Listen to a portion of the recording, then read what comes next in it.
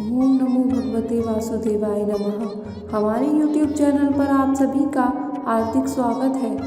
मार्गशीर्ष महीने में एकादशी के दिन ही गीता जयंती भी मनाई जाती है और इस महीने के शुक्ल पक्ष में पड़ने वाली एकादशी का नाम है मोक्षदा एकादशी, अर्थात मोक्ष प्रदान करने वाली और हर प्रकार के मोह माया बंधन से दूर करने वाली एकादशी।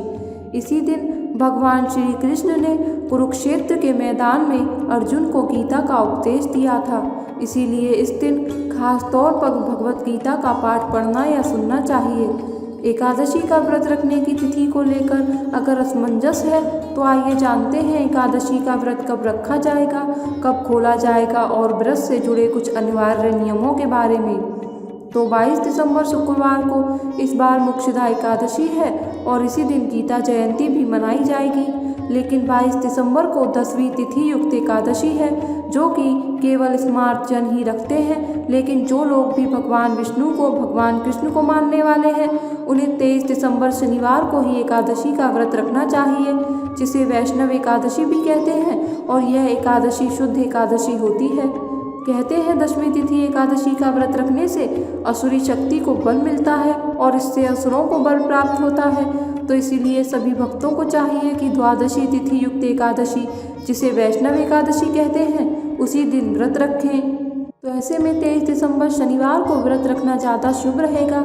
एकादशी की तिथि प्रारंभ होगी 22 दिसंबर 2023 शुक्रवार की सुबह 8:16 से और समाप्त होगी 23 दिसंबर शनिवार की सुबह 7:11 पर। कहते हैं अगर एकादशी के दिन जरा सा भी 10वीं तिथि का अंश हो तो उस दिन को उपवास न रखकर अगले दिन उपवास रखना चाहिए। द्वादशी तिथि प्रारंभ होगी शनिवार 23 दिसंबर की सुबह 7:12 से और समाप्त होगी 24 दिसंबर रविवार की सुबह 6:24 पर। 22 दिसंबर शुक्रवार के दिन सूर्योदय का समय रहेगा सुबह 7:08 और सूर्यास्त का समय रहेगा शाम 5:42। विजय मुहूर्त रहेगा दोपहर 12:04 से लेकर दोपहर 12:46 तक। राहु काल का समय रहेगा सुबह 11:05 से लेकर 12:25 तक। 23 दिसंबर शनिवार को वैष्णव एकादशी के दिन सूर्योदय का समय रहेगा सुबह 7:08 और सूर्यास्त का समय रहेगा शाम 5:42। राहु काल का जो समय है वो रहेगा सुबह 9:47 से लेकर 11:06 तक। आप शाम की पूजा के बाद घर के मुख्य द्वार पर एक दीपक पितरों के नाम से जरूर जलाएं, क्योंकि एकादशी की जो ये तिथि होती है वह पितरों को भी मोक्ष देने वाली होती है। अब जो लोग एकादशी का व्रत 22 दिसंबर को रखना चाहते हैं तो 23 दिसंबर शनिवार को दोपहर 1:22 से लेकर 3:25 के बीच व्रत खोल सकते हैं। ऐसे में एकादशी का व्रत आपके लिए बहुत ज़्यादा लंबा हो जाएगा और सुबह के समय हरिवासर का समय रहेगा। हरिवासर का समय 1 बजे समाप्त हो जाएगा।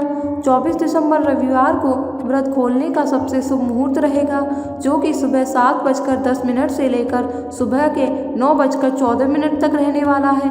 आप इसी मुहूर्त में अपना व्रत जरूर खोल लें, क्योंकि जो एकादशी का व्रत होता है वह हरिवासर के समय नहीं खोला जाता। हरिवासर का समय बीतने के बाद ही व्रत खोला जाता है। तो यहाँ पर मैंने आपको दोनों ही तिथियों के व्रत पारण शुभ मुहूर्त के बारे में बताया है। फिर भी मेरा आपसे यही अनुरोध है कि जो लोग व्रत की सही तिथि के बारे में जानना चाहते हों, उन्हें 23 दिसंबर को ही एकादशी का उपवास रखकर 24 दिसंबर को अपना व्रत खोलना चाहिए। इस व्रत का धार्मिक महत्व भगवान श्री कृष्ण ने धर्मराज युधिष्ठिर को बताया था। इस व्रत का महात्म्य सुनने मात्र से ही मनुष्य का यह संसार में फैलने लगता है। मार्गशीर्ष शुक्ल पक्ष की यह एकादशी तमाम पापों को नष्ट करने और मोक्ष देने वाली होने के कारण ही मोक्षदा एकादशी कहलाती है।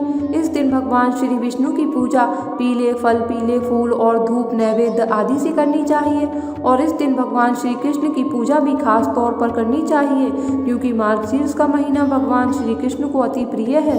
इस दिन भक्ति भाव से पूजा करने से चारों दिशाओं में यश और विजय की प्राप्ति होती है। अगर कोई भी शुभ कार्य आप सच्चे मन से विश्वास रखकर विजय मुहूर्त से प्रारंभ करते हैं तो कहते हैं उस काम में सफलता अवश्य ही प्राप्त होती है। एकादशी के दिन तुलसी जी में जल अर्पित नहीं किया जाता है, लेकिन शाम के समय एक दीपक तुलसी जी के पौधे में जरूर जलाना चाहिए और ख़ास तौर पर एकादशी के दिन तो तुलसी जी की पूजा अवश्य ही करनी चाहिए, तभी भगवान विष्णु प्रसन्न होते हैं। अब यहाँ पर क्योंकि 2 दिन तक एकादशी तिथि रहने वाली है तो लोगों के मन में ऐसे भी विचार आते हैं कि हमें किस तिथि को व्रत रखना है और किस तिथि को हम दशमी तिथि का पालन करें और हमें तुलसी दल कब तोड़ने हैं। देखिए, जब एकादशी तिथि लग जाती है तो उस तिथि से ही तुलसी दल नहीं तोड़ने चाहिए, उससे पहले ही तुलसी दल तोड़कर रख लेने चाहिए।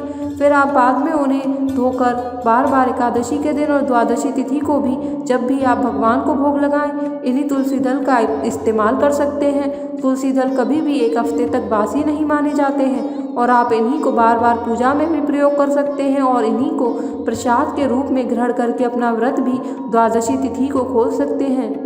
उम्मीद करती हूँ आपको आज की यह जानकारी पसंद आई होगी। अगर वीडियो पसंद आई हो तो लाइक ज़रूर करिएगा और हमारे चैनल को सब्सक्राइब करना मत भूलिएगा।